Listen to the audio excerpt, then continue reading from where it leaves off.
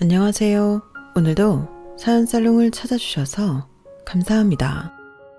결혼 3개월 차 새댁이에요. 한창 깨를 달달 볶아도 시원찮을 신혼기간인데도 저와 남편은 어느 때보다 불편한 시간을 보내고 있어요. 다름 아닌 시누이 때문이에요. 저는 30을 훌쩍 넘긴 나이에 생애 처음 사기를 당했는데 저를 속인 사람이 바로 제 시누이거든요. 사연을 적고 있는 이 순간도 그날 일을 생각하면 속에서 천불이 나고 순간순간 우라가 치밀 정도로 시누이는 제게 큰 상처를 줬어요. 그 바람에 남편은 자기 동생 때문에 저랑 제 친정 부모님 앞에서 죄인처럼 고개를 숙인 채 살고 있어요. 그런데도 시누이랑 인간이 정신 못 차리고 뻔뻔하게 배짜라는 식으로 나오지 뭐예요. 저희 시부모님을 뒷배로 삼은 채 말이에요. 그래서 하도 괘씸한 마음에 이렇게 공개적으로 개망신을 주려고 사연을 보내게 되었습니다. 제가 남편을 처음 만난 건 대학교 3학년 때였어요. 남편은 군지대 이후 복학한 복학생이었고 저는 전문대를 졸업하고 학사 편입을 한 상태였어요. 그러니 남편처럼 군복무를 하고 복학한 학생들보다도 나이가 한 살 더 많아서 친구 사귀는데 어려움이 있었어요. 나이만 많은 게 아니라 타 대학 출신이라서 신입생 때부터 한 강의실에서 부대끼며 지내온 사람들 사이에 끼어드는 게 너무 힘들더라고요. 저처럼 무리에 스며들지 못하는 사람들한테 가장 힘든 건 뭐니 해도 팀별 과제였어요. 다들 저를 피하는 게 한눈에 보이더라고요. 그런 와중에 먼저 제게 말을 걸어준 사람이 남편이었어요. 다른 조원들은 저와 한 조를 이루는 게 못마땅한 표정이었지만 남편은 중간에서 다리 역할을 잘해준 덕에 과제가 끝나갈 무렵엔 다들 친해져서 졸업할 때까지 뭉쳐다니게 되었어요. 그때까지만 해도 남편과 저는 누나 동생으로 부르는 사이였는데 그러다 사귀게 된 결정적인 사건이 있었어요. 바로 저희 아빠 장례식 때문이었어요. 제 졸업을 앞두고 저희 아빠가 돌아가셨는데 그 당시 저희 집 사정이 좀 안 좋았어요. 몇 년 전 아빠가 하시던 일이 어려워지는 바람에 가세가 기운 데다가 그 일로 인해 부모님이 주변에 손을 많이 내밀게 되었어요. 세상이 그렇잖아요. 집에 돈이 있을 때는 주위에 사람이 북적이지만 돈이 떨어지면 있던 사람도 떨어져 나가는 거요. 저희 집도 그랬어요. 제일 먼저 떨어져 나간 사람은 놀랍게도 저희 아빠한테 가장 많이 신세를 졌던 사람들이었어요. 바로 작은아빠와 고모들이었죠. 솔직히 아빠 친구들과 지인들이 연락을 끊었던 건 이해가 가요. 저희 아빠를 돕다가 자신들도 힘들어질 게 뻔했으니까요. 하지만 아빠 형제들은 정말 그러면 안 되는 거였어요. 일찍 돌아가신 할머니 할아버지 대신 저희 부모님이 자기들 학비도 대주고 시집장가도 보내줬으니까요. 받을 때는 알뜰하게 챙겨가 놓고는 정작 우리 집이 어려워지니까 저희 집만 빼고 나머지 형제들이 모여서 여행도 같이 다니고 명절도 같이 지내고 했더라고요. 저희 아빠가 돌아가셨다는 부고를 듣고도 가족들을 데리고 장례식장에 찾아오기는커녕 작은아빠와 두 고모만 잠깐 얼굴을 비추고는 바로 가버렸어요. 혹시라도 자기들한테 힘든 소리 할까봐 겁이 나서 그랬는지는 모르겠지만 그래도 인간들이 그러면 안 되는 거잖아요. 상황이 이렇다 보니 장례식을 도와줄 사람이 너무 없었어요. 캐나다에 사시는 외삼촌이 급하게 들어오셔서 장례 일정 내내 도와주시기는 했지만 그래도 여전히 손이 부족하기 마찬가지였죠. 그런 상황에 남편이 3일 내내 장례식장을 지키며 손발이 되어주었고 관을 들 사람이 부족하다는 말에 자기 친구들까지 불러서 저희 아빠 관을 들어주었어요. 지금 생각해도 그때 남편이 없었더라면 어떻게 장례를 치를 수 있었을지 도무지 가늠도 안 될 정도예요. 너무 고마워서 장례가 끝나고 엄마가 봉투에 돈을 담아 남편과 친구들한테 건넸는데 그마저도 남편이 거절하더라고요. 동기 아버님이 돌아가셨는데 당연히 도와야죠. 그러니 부담 갖지 마세요. 그래도 그러는 게 아니지. 내가 너무 고마워서 그러니까 받아줘요. 상현 학생 아니었으면 민영이 아빠 장례식 제대로 못 치렀을 거예요. 어쩜 젊은 사람이 이렇게 속이 깊은지 정말 너무 고마워요. 내가 이 은혜는 꼭 잊지 않을게. 엄마는 남편 손에 억지로 손에 돈봉투를 쥐어주며 말씀하셨어요. 그날 엄마의 말은 빈말이 아니었어요. 저희 엄마는 아직도 그때 일에 대해 제 남편한테 고마워하시거든요. 몇 년 뒤 외삼촌 덕분에 저희 집 상황이 나아져서 전처럼은 아니더라도 꽤 살만해졌어요. 아빠 장례식을 계기로 많이 가까워진 남편과 저는 사귀는 중이었고요. 우리가 본격적으로 사귀기 시작했을 때 누구보다 응원해 주었던 사람이 바로 저희 엄마예요. 제가 그랬던 것처럼 저희 엄마도 제 남편에 대해 굉장히 호감이 있던 터라 무척 반가워하셨거든요. 외삼촌 도움으로 시작하게 된 엄마 가게가 자리를 잡고 생활에 여유가 생기자마자 엄마가 제일 먼저 했던 건 제 남편한테 고급 양복을 사준 거였어요. 남자는 좋은 양복 한 벌쯤은 가지고 있어야 돼. 민영이 아빠가 살아생전에 그랬거든. 양복은 남자들한테는 전쟁터에 입고 나가는 갑옷 같은 거라고. 좋은 갑옷을 입어야 몸에 상처가 안 날 거 아냐. 엄마는 이미 대학을 졸업하고 직장에 취직해 회사원으로 지내던 제 남편한테 무엇보다 필요한 건 좋은 양복이라고 생각하셨던가 봐요. 직장인 월급으로는 사기 힘든 고가의 양복이었지만 엄마는 망설임 없이 구입하셨거든요. 그때까지만 해도 엄마는 몇 년 뒤 제 남편이 그 옷을 입고 결혼식장에 서게 될 줄은 몰랐을 테지만 말이에요. 사귀는 동안에도 남편은 저희 집에 남자 손이 필요할 때마다 매번 찾아와 도와주곤 했어요. 엄마가 그러시는데 그때 이미 제 남편을 보시고는 미래에 당신 사위가 될 거라는 걸 예감하셨다더군요. 그래서 마치 제게 세뇌하듯 자주 이런 말씀을 하셨어요. 내가 살아보니까 결혼 상대를 고를 때 제일 중요한 건 직장이나 돈이 아니더라. 널 얼마나 위해주는 마음이 있는 사람이냐 아니냐가 훨씬 중요한 거지. 네 아빠를 봐도 알겠지만 돈은 있다가도 없어질 수 있어. 자기가 아무리 잃지 않으려고 노력을 해도 말이야. 하지만 사람 마음은 다르다. 아무리 억만금을 줘도 사람 마음은 살 수 없거든. 그러니까 상현이처럼 널 위해주는 남자를 만나. 돈 많은 남자보다 그런 남자가 훨씬 좋은 사람이니까. 저희 엄마가 제 남편을 일찌감치 사익감으로 점찍은 것과 달리 저희 시댁에서는 저를 그리 마음에 들어하지 않았어요. 막 사귀기 시작하던 무렵 주말에 남편이랑 극장에 갔다가 신우이한테 걸린 적이 있었어요. 당시 우리가 손을 잡고 있거나 팔짱을 끼고 있던 건 아니었지만 눈치 빠른 신우이는 단박에 우리 사이를 캐치했고 바로 자기 부모님께 얘기를 했던가 봐요. 다음날 남편이 제게 전화해 어렵게 말을 꺼내더라고요. 저기 민영아, 혹시 이번 주말에 우리 집에 올 수 있어? 자기 집에? 부모님도 계실 텐데 혹시 자기 여동생이 부모님께 우리 사이 얘기라도 한 거야? 그러자 남편은 잠시 뜸을 들이더니 그러더라고요. 엄마가 얼굴이라도 한번 보자고 그러시네? 좀 부담스럽지? 에이, 아니다. 그냥 내가 엄마한테는 잘 얘기할게. 아니야, 자기도 우리 엄마가 불편할 텐데 참고 만나줬잖아. 그리고 나 원래 어른들한테 인기 좋아. 엄마 친구들도 다들 나 예뻐하시거든. 속으로는 많이 떨렸지만 일부러 남편을 안심시키려고 안 그런 척 연기까지 했어요. 그렇게 용기 내서 시댁에 찾아갔는데 민영이라고 그랬나? 우리 상현이랑 같은 과 친구라며. 그럼 동갑이겠네? 아니요, 제가 1살 많아요. 제가 전문대 졸업하고 학사 편입을 한 거라서요. 저는 제 학벌에 별다른 컴플렉스가 없었기 때문에 사실대로 말씀드린 거였는데 전문대를 졸업했다는 말에 어머님 미간이 순식간에 구겨지더라고요. 전문대? 어머, 나는 상현이한테 그 얘기는 못 들었는데. 그래요, 재밌게 놀다 가요. 방금 전까지 말을 놓으시며 편하게 말씀하시던 어머님은 갑자기 존대를 하시며 딱 선을 그으시더라고요. 옆에서 흥미진진한 표정으로 앉아있던 신우이도 묘한 표정을 지으며 자리에서 일어났어요. 그날 어머님은 제가 집에 돌아갈 때까지 내내 제게 존대를 하셨어요. 상대가 내게 존대를 하는 게 대놓고 나한테 욕을 하는 것보다 더 기분 나쁠 수 있다는 걸 저는 그때 처음 알았어요.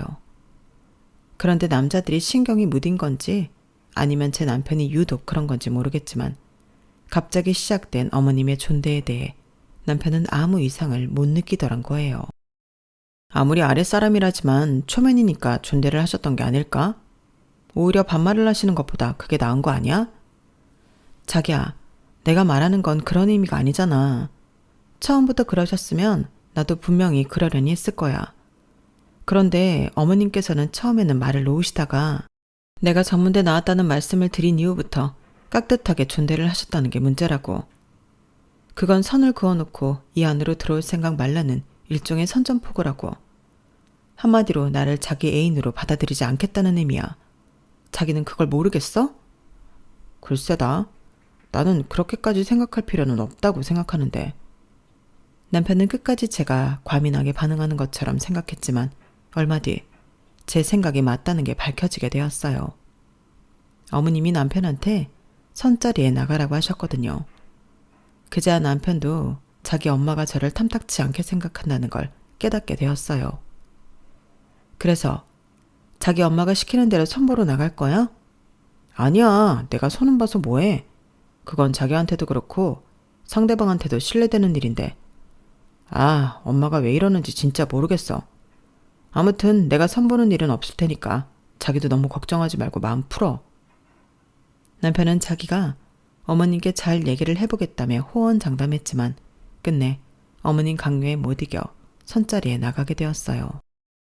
물론 남편은 그 자리에서 상대방 여성분께 자기는 이미 결혼할 사람이 있다고 솔직하게 말했지만 선자리에 나갔다는 것 자체만으로도 당시엔 남편에 대한 배신감이 컸어요. 하지만 결과적으로는 잘한 일이 되었지만요. 선자리 이후 어머님은 상대방 부모한테 얼마나 욕을 먹었는지 더 이상 남편을 선자리에 내보내지 않았거든요. 그렇다고 저를 며느리로 받아들일 생각도 없었어요. 제가 집에 찾아가면 마치 저를 없는 사람 취급까지 하면서 외면하셨거든요. 어머님을 뵙고 오는 날이면 얼마나 자괴감이 들었나 몰라요. 내가 왜 이런 대접을 받아야 하나. 나 싫다는 사람한테 언제까지 고개를 숙이고 들어가야 하나 하고 말이죠. 그래서 남편이랑 헤어지려고 했던 적도 있었어요. 하지만 인연이 되려고 그랬는지 헤어지려고 할 때마다 남편이 절실히 필요한 상황이 이어졌고 결국엔 내가 믿고 기댈 사람은 남편밖에 없다는 걸 깨닫게 될 뿐이었어요. 그래서 어머님이 그렇게 눈치를 주셔도 끝까지 남편 옆에서 떨어지지 않았어요. 그랬더니 어머님도 더는 저를 떼어낼 궁리를 하지 않으시더라고요. 대신 결혼을 질질 끌며 제가 지쳐서 스스로 나가 떨어지기를 기다리시는 것 같았어요. 그러는 사이 남편보다 3살 아래인 시누이가 결혼을 하게 됐어요. 시누이 부부는 인테리어 관련 회사에 함께 다니고 있었는데 서방님이 몇 년 전 회사를 나가 개업을 했고 결혼 이후에 시누이도 회사를 그만두고 서방님 회사에서 같이 일을 하고 있어요. 어머님 말로는 서방님 댁에서 결혼을 서두르는 바람에 우리보다 먼저 하게 됐다고 하셨지만 그걸로는 저의 결혼을 미루는 이유가 되지는 않았어요. 시누이가 결혼하고 이듬해 저희가 식을 올리겠다고 했을 때도 안 된다고 이러셨으니까요. 그러면서 궁색한 변명으로 이런 걸 드시더라고요. 예, 니들은 나를 망신시키려고 작정한 거니? 어떻게 자식을 연년으로 십장가를 보내? 주변 사람들이 날 보고 뭐라고 하겠니? 그러니 결혼은 좀 기다렸다가 해. 당장 결혼 안 한다고 큰일 나는 것도 아니잖니. 엄마, 이런 게 어딨어요. 애초에 결혼은 상의보다 우리가 먼저 하기로 했던 거잖아요. 그런 걸 상의 시댁에서 결혼 서두른다고 해서 우리가 양보했던 건데 이제 와서 이러시면 어쩌냐고요. 주변 사람들 이목 때문에 그러시는 거라면 양가 가족들만 불러서 스몰 웨딩으로 할게요. 그럼 되는 거죠? 이번만큼은 남편도 지지 않고 강하게 나갔어요. 그러자 어머님이 버럭 소리를 치시더군요. 뭐가 어쩌고 어째? 아니 그깟 몇 년을 못 기다려서 궁색하게 스몰 웨딩을 하겠다는 거니? 그동안 내가 축의금으로 주변에 뿌린 돈이 얼만데 그거 회수도 못하게 스몰 웨딩이야? 안 돼. 그건 절대로 안 된다고. 그깟 축의금이 뭐가 그렇게 중요해요? 그깟 돈 조금 받자고 다 큰 자식 결혼까지 미루는 게 말이 되냐고요. 왜 말이 안 돼? 너 결혼하는데 들어가는 돈이 한두 푼인 줄 알아? 축의금을 받아야 그 돈을 메꿀 거 아니냐고. 이렇게 세상 물정 몰라서야 어떻게 결혼해서 네 가정을 꾸리고 살겠니? 아무튼 길게 말할 거 없다. 잔말 말고 기다리라면 기다려. 사실 저희 시댁이 돈에 쪼들리는 상황은 아니었어요. 오히려 그 반대였죠. 아버님은 서울 토박이로 서울 시내에 땅을 많이 가지고 계셨는데 다들 아시다시피 서울 땅값이 좀 비싼가요? 예전엔 버려진 땅과 진배 없던 땅들조차 아파트가 들어설 때마다 가격이 올랐으니 그 덕에 작지만 건물도 하나 가지고 계시고 집도 2채나 가지고 있었어요. 그런데 축의금 때문에 자식 결혼까지 미루겠다고 하시니 도저히 이해가 안 가는 상황이었죠. 결국 그건 저와는 결혼을 안 시키겠다는 것과 다를 바가 없는 얘기였어요. 그걸 알면서도 남편과 헤어지지 못했으니 저도 참 답답한 사람이긴 했죠. 그렇게 2년이 지나고 이젠 어머님도 더는 핑계를 댈 명목이 없게 되었을 때 그제야 우리는 결혼식을 올리게 되었어요. 그런데 결혼을 준비하는 과정에서 시누이 내외가 자신들이 저희 신혼집 인테리어를 맡아주겠다고 나선 거예요. 올케 언니, 어차피 신혼집 들어갈 때 리모델링 공사는 한번 해야 하잖아요. 신축 아파트도 아니고 10년도 더 된 집인데. 언니도 알겠지만 리모델링은 어떤 업체한테 맡기느냐에 따라 집이 완전히 달라져요. 가격은 말할 것도 없고요. 그래서 아는 사람한테 맡기는 게 최고라니까요. 내 입으로 이런 말 하긴 좀 그렇지만 우리 그이가 이쪽 업계에서는 좀 알아주는 사람이거든요. 우리가 남도 아니고 하나뿐인 내 오빠 신혼집인데 동생인 내가 직접 나서서 진행해 드릴게요. 시누이는 저희 결혼 얘기가 나오자마자 기다렸다는 듯이 찾아와서 리모델링 이야기를 꺼냈어요. 우리도 아는 사람한테 리모델링을 맡기면 좋기야 하지만 사실 부모님 도움 없이 우리가 가진 돈으로 결혼을 하는 거라서 자금이 그리 넉넉하지 않았거든요. 그래서 연식이 좀 되더라도 아파트 전세 보증금보다 저렴한 돈으로 살 수 있는 빌라를 샀던 거였고요. 돈이 있다면 저희도 확 다 뜯어내고 내부를 싹 고쳐서 시작하고 싶죠. 하지만 그럴 형편이 안 돼서 싱크대랑 샤시 정도 바꾸고 나머지는 벽지 정도만 새로 갈아서 살 생각이었는데 생각지도 않은 리모델링 공사까지 하라고 하니까 부담이 되었어요. 언니, 어차피 혼수 마련할 자금도 준비했을 거 아니에요. 그 돈 안에서 내가 집안 가구며 인테리어 제품까지 싹 해줄 테니까 한번 믿고 맡겨봐요. 리모델링에 가구까지 다 해주겠다는 말에 남편도 저도 살짝 흔들리긴 했어요. 그 틈을 타서 어머님이 그러시더라고요. 얘, 생각하고 자시고 할 게 뭐 있니? 전문가 시누이가 알아서 다 해주겠다는데 나 같으면 고마워서 넙죽 절이라도 하겠다. 생각해봐라. 아무것도 모르는 네 안목이 좋겠니? 전문가인 네 시누이 안목이 좋겠니? 될 것도 없는 게 무슨 고민을 해? 안 그래도 이 결혼을 마음에 들어하지 않는 어머님이라서 저는 혹시라도 이 일로 어머님 눈밖에 날까봐 차마 싫다는 말을 할 수는 없었어요. 남편도 자기 동생이 기껏 생각해서 해주겠다고 나서는데 굳이 반대할 필요는 없을 것 같다고 해서 하는 수 없이 시누이한테 리모델링과 인테리어 일체를 맡기게 되었어요. 공사를 처음 시작할 무렵에는 보름 정도면 다 끝날 거라고 했었는데 막상 공사에 들어가고 나서는 이런저런 핑계를 대며 공사 기간이 점점 늘어나더라고요. 아가씨, 공사는 언제 끝나는 거예요? 결혼식이 다음 주인데 아직 바닥 공사도 안 끝났잖아요. 언니가 리모델링에 대해 뭘 알아요? 아니, 집이 어지간해야 공사를 서두르든 하죠. 이건 뭐 뜯었다 하면 여기저기가 문제투성이니 어떻게 공사에 진척이 있겠어요? 집을 사도 어떻게 이런 집을 사서는 네가 우리 그이 얼마나 보기 민망한 줄 알아요? 그리고 언니가 뭘 몰라서 그러는 모양인데 이럴 때 집주인은 공사 늦는다고 닥달할 게 아니라 인부들 간식이나 챙겨가며 비를 맞춰줘야 하는 거라고요. 뭘 알아야 말을 하지. 되로 주고 말로 받는다고 시누이한테 말 한마디 했다가 오히려 욕만 진탕 얻어먹었어요.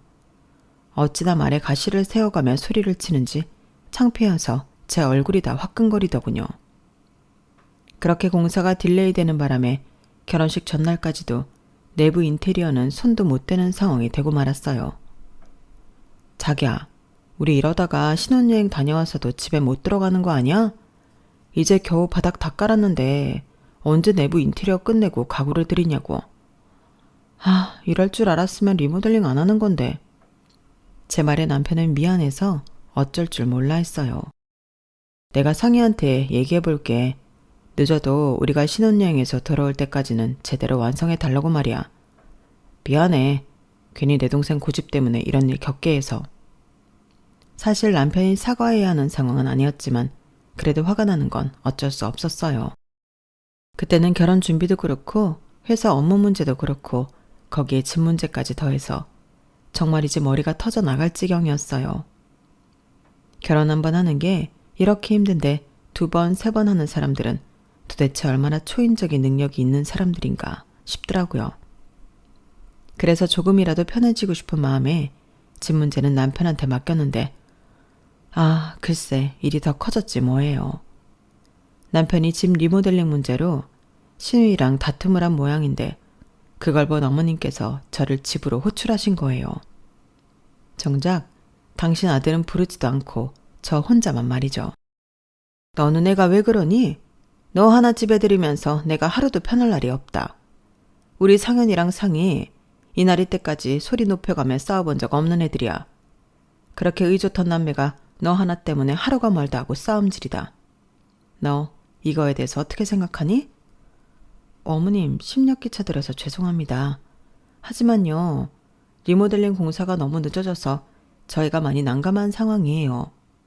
당장 신혼여행에서 돌아오면 지낼 집도 없고 그렇다고 무작정 호텔에서 지낼 수도 없는 노릇이잖아요. 같은 빌라 주민들한테 들어보니까 공사를 하는 날보다 안 하는 날이 많았다고 하더라고요. 그래서 그 이통의 아가씨한테 일정 조율을 부탁했던 건데 제 생각이 짧았던 것 같아요. 죄송합니다. 억울한 마음이 한가득이었지만 그래도 제가 먼저 고개를 숙이는 게 도리인 것 같아서 일단은 죄송하다는 말씀을 드렸어요. 그런데 오히려 그 말에 어머님이 더 화를 내시지 뭐예요. 그러게, 애초에 죄송할 짓은 왜 하니?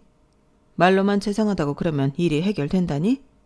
너 하나 때문에 남매가 빈정상해서 마주칠 때마다 으르렁거린다고.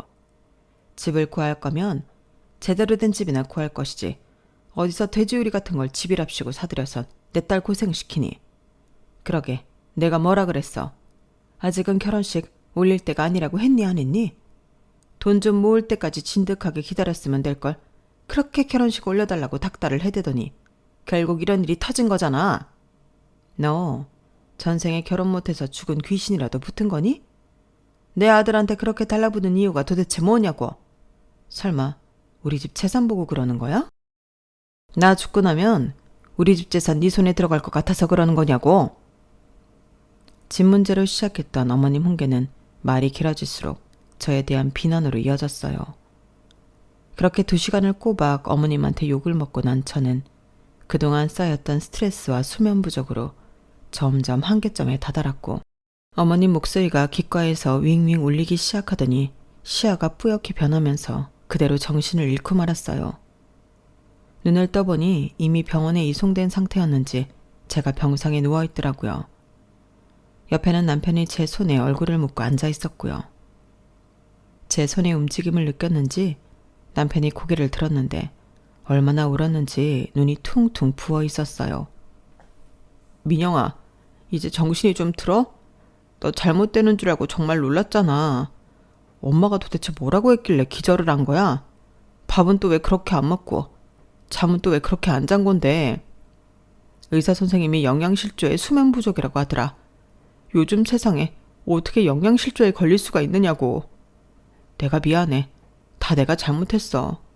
그러니까 참지 말고 나한테 화를 내. 너 자꾸 참기만 하면 정말 큰일 난다고 그랬단 말이야. 도대체 의사 선생님한테 얼마나 혼났길래 남편이 저를 붙들고 애처럼 펑펑 울었는지 모르겠지만 정신을 잃고 깨어나 보니 정말 정신이 번쩍 드는 것 같았어요. 남편 말대로 그동안 집 때문에 스트레스로 밥도 잘 못 먹고 잠도 잘 못 잤는데 왜 피해자인 제가 신우이랑 시어머니한테 욕을 먹어야 하나 싶더라고요. 내가 좋아서 평생을 같이 살기로 한 남자를 애처럼 펑펑 울게 하면서 말이죠. 그래서 그때 살짝 각성했던 것 같아요. 다음날 태어난 이후 저는 저희 신혼집으로 갔어요. 바닥엔 공사 장비와 쓰레기들이 널브러져 있고 어느 것 하나 제대로 마무리된 것이 없더군요. 일단 휴대폰을 꺼내 일일이 사진을 찍었어요. 공사가 진행 중인 상태며 부자재와 쓰레기까지 빠짐없이 말이죠. 그리고는 이걸 신우이한테 톡으로 보냈어요. 공사를 비롯해 인테리어까지 마무리 가능한 날짜를 보내달라고요. 안 그러면 공사 대금 한 푼도 못 준다고 말이죠. 그랬더니 득달같이 전화가 왔더라고요. 이게 무슨 소리예요? 공사 대금을 못 준다니. 이런 말도 안 되는 경우가 어딨어요? 그건 내가 할 소리예요. 애초에 가능하다고 했던 마감 날짜 2주나 더 지났지만 여전히 집안 꼴이 이 모양이잖아요. 집에 와보니 벌써 며칠째 공사도 안 했다고 윗집 아주머니께서 그러시네요. 평소에도 공사하는 날보다 안 하는 날이 더 많았다고요. 이거 어떻게 된 거예요? 나한테는 공사 시일이 촉박하다고 그러더니 아닌가 보네요. 아무튼 우리도 기다릴 만큼 기다렸고 아가씨 쪽에서 도저히 공사 마무리 못하겠다고 하면 다른 업체에 맡길 거예요. 어떻게 할래요? 제가 강하게 나가자 신우이는 그제야 강아지처럼 낑낑대면서 저희가 신혼여행에서 돌아올 때까지는 책임지고 인테리어까지 맞춰놓겠다고 했어요. 만약에 못하면 그땐 어떻게 할 건데요?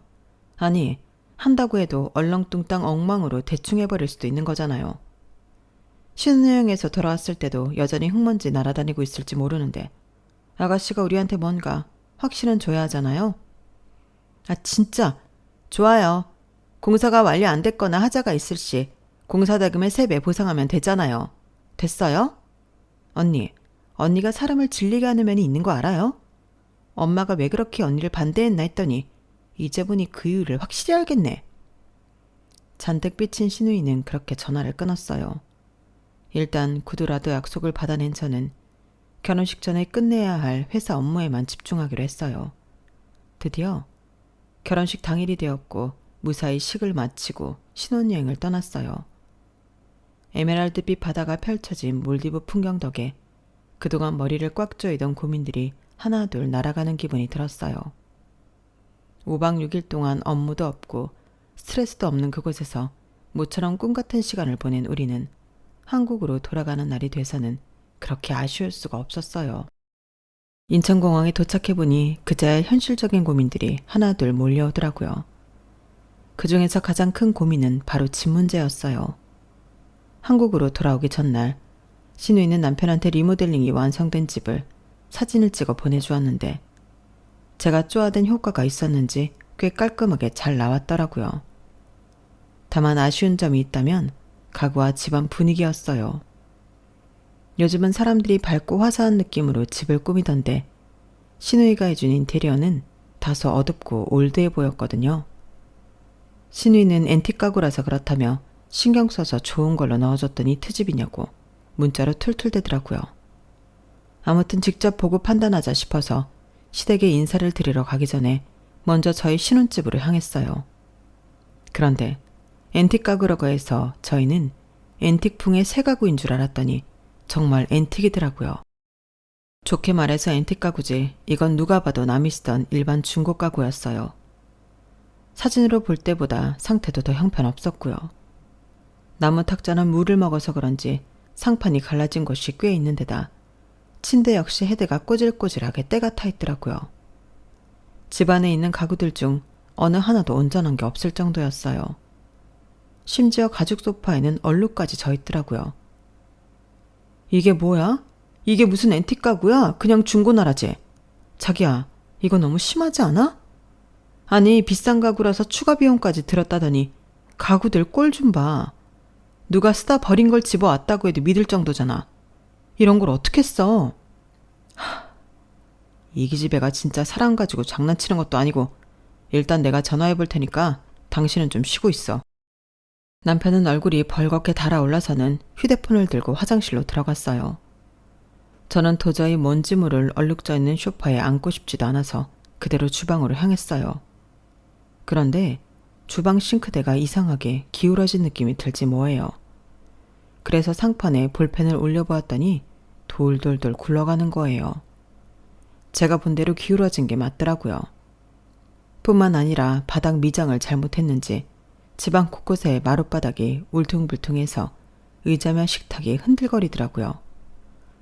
의심에 의심을 물고 온다고 하나가 거슬리니까 하나같이 전부 다 거슬리기 시작했어요. 베란다 타일이며 욕실 타일도 엉망으로 붙어있고 개수대랑 변기는 어디서 쓰던 걸 뜯어온 것처럼 상태가 엉망이었어요. 집안 전체가 사진 찍기용 말고는 어느 것도 제대로 사용할 수 없는 수준이더라고요. 이래놓고는 1억 2천이나 받아먹었다니 도저히 용서가 안 됐어요. 신우이랑 통화를 하겠다고 안방 화장실로 들어갔던 남편은 하려던 전화통화는 못하고 온몸이 쫄딱 젖어서 나왔더라고요. 아이씨, 공사를 어떻게 했길래 세면대 물이 사방으로 튀어. 아, 진짜 이 기집애를 어떻게 해야 되지? 뭘 어떻게 해. 자기가 한 일은 자기가 책임지게 해주면 되지. 일단 어머님께 전화드려. 저녁 때 집으로 찾아뵙겠다고. 그리고 아가씨 내에도 오라고 하고. 남편한테 그렇게 말해놓고 저는 집안의 하자 부분을 사진과 동영상으로 촬영을 했어요. 그리고는 제가 원래 봐두었던 인테리어 업체에 연락해 리모델링 견적을 내달라고 부탁드렸어요. 다행히 시간이 되셔서 바로 와주신 덕분에 1시간도 안 돼서 대략적인 견적을 뽑을 수 있었어요. 이거 죄다 중고로 끼워놓었네요. 아, 요즘에도 이런 양심불량이 있나. 이 모델은 한 10년 전에 나왔던 모델인데 이게 모양만 그럴듯하지 완전 예쁜 쓰레기나 마찬가지예요. 요즘엔 동네에서 장사하는 분들도 이런 거 안 쓰는데 도대체 어느 업체에서 하신 거예요? 이 사람들은 리모델링이 기본조차 안 된 사람들이라고요. 와, 내가 더 화나네? 그런데 그 순간 업체 직원이 거실에 놓인 탁자를 보더니 충격적인 얘기를 하는 거예요. 그 말에 남편은 한숨만 푹푹 쉴 뿐 아무 말도 하지 못했어요. 그리고 드디어 그날 저녁 남편과 함께 시댁으로 갔더니 신우이 내외가 먼저 와 있더라고요. 추가 공사 대금이랑 인테리어 추가 비용을 준다고 했더니 한 걸음에 달려와 있었어요. 시어머니께 면세점에서 사온 선물을 드리고 신우이 내외한테는 두툼한 돈 봉투를 내밀었어요. 그러자 부부가 아주 좋아서 입이 찢어지더라고요. 하지만 그 표정은 봉투 속을 확인한 즉시 처참하게 구겨졌어요. 언니, 이게 뭐예요? 아니 주겠다던 돈은 안 주고 이게 무슨 개수작이냐고. 이 기집애가 개수작? 그건 우리가 할 소리지. 너도 그렇고 매제도 그래. 리모델링을 그따위로 해놓고 돈 받을 생각을 했어? 업체 사람 불러서 견적 냈더니 바닥까지 다 뜯고 배선 공사까지 다시 해야 해서 최소 8,000원 든다고 하더라. 이것도 기본만 했을 때가 8,000이지 니네가 공사한답시고 망가뜨린 것까지 고치려면 수천이 더 들지도 몰라. 거기다 네가 사다 놓은 가구들. 참, 가구도 아니지. 당근에서 무료 나눔받은 탁자를 앤틱 가구라고 120만 원을 내놓으라고? 네가 그러고도 인간이야? 그러자 신우이는 되려 더 뻔뻔한 표정으로 반박을 했어요. 누가 그래? 그게 얼마짜린데? 오빠, 아무리 새언니가 중간에서 이간질을 해도 그렇지 어떻게 여동생인 내 말도 못 믿고 이렇게 사람을 쓰레기를 만드냐? 오빠, 정말 이러는 거 아니야. 뭐? 이 기집애가 아직도 정신을 못 차렸나? 야, 내가 오늘 그 탁자 무료 나눔한 사람 만나서 직접 들은 얘기야. 네가 발뺌할까봐 네가 그 사람이랑 당근에서 톡했던 거 사진까지 찍어왔어. 이래도 끝까지 발뺌할 거야? 남편이 휴대폰에 찍힌 대화 내용을 보이자 신우이는 그제야 입을 꾹 다물고 눈길을 돌렸어요. 아가씨, 나 이번 일 그냥 안 넘어갈 거예요. 아가씨가 그랬죠? 공사가 제날짜까지 안 끝나거나 하자가 있을 시 공사 대금의 3배 변상하겠다고. 나 이거 녹음까지 다 해놨으니까 모른 척할 생각 말아요. 당사자 간의 통화 내용 녹취는 법적으로도 효력이 있으니까. 거기 아가씨가 우리한테 공사 대금이며 인테리어 제품 가격 명시해서 보내준 명세서거든요. 여기에 토탈 금액 적힌 거 보이죠? 그 금액의 3배 보내주세요. 기간은 일주일 줄게요. 그 안에 입금 안 되면 나 바로 고소 들어갈 거예요? 그 말에 신우이 내외는 물론 어머님도 개거품을 물고 난리를 치셨어요. 집에 여자가 잘못 들어와서 이러네. 처음부터 내가 마음에 안 들었네. 아주 온갖 저주까지 퍼부으시며 난리를 치셨죠. 어머님, 이 집에 여자가 잘못 들어와서 그런 게 아니고요. 이 집에 있는 여자들이 잘못된 사람들이라서 그런 거예요. 그리고요, 앞으로는 저한테 예의 좀 지켜주세요. 저도 어디 나가서 이런 대접 받을 사람 아니거든요. 어머님이 저 대접 안 해주시면 저도 어머님이랑 아가씨한테 절대 대접 안 해줄 거예요. 세상에는요, 공짜가 없어요. 좋은 것도 공짜가 없고요. 나쁜 것도 공짜가 없어서 상대한테 욕을 하면 똑같이 욕 얻어먹고 칭찬을 하면 똑같이 칭찬을 받는 거예요. 그러니까 앞으로 저한테 대접받고 싶으시면요, 저한테도 대접해주세요. 아셨죠? 그날 그렇게 저는 시어머니와 시누이한테 최후 통첩을 날리고는 남편과 함께 집으로 돌아왔어요. 그리고 정확히 4일 뒤 남편 통장으로 거액의 돈이 들어왔더라고요. 시누이가 낸 건 아니고 시어머니가 내주신 거라는 걸 뻔히 알고 있었지만 그래도 한 푼도 돌려주지 않고 다 받아 챙겼어요. 쉽게 용서를 해주면 다음에도 또 나쁜 짓을 저지르고도 뻔뻔하게 배째라고 나올 수 있으니까요. 현재 저희 부부는 그때 변상받은 돈으로 집을 깔끔하게 수리해서 잘 살고 있어요. 이번 일로 참는 것만이 능사가 아니라는 걸 뼈저리게 느낀 저는 앞으로도 쉽게 봐주지 않을 생각입니다. 그러다 보면 시어머니도 시누이도 조금은 변하지 않을까 기대해요. 누울 자리를 보고 발을 뻗어야 한다는 걸 깨닫는다면 말이죠. 지금까지 제 사연을 들어주셔서 감사합니다. 건강 잘 챙기시고 좋은 하루 보내세요. 여러분, 사연 댓글에 응원과 현명한 조언 부탁드려요. 좋아요와 구독은 저에게 큰 힘이 됩니다. 오늘도 좋은 일 가득하세요.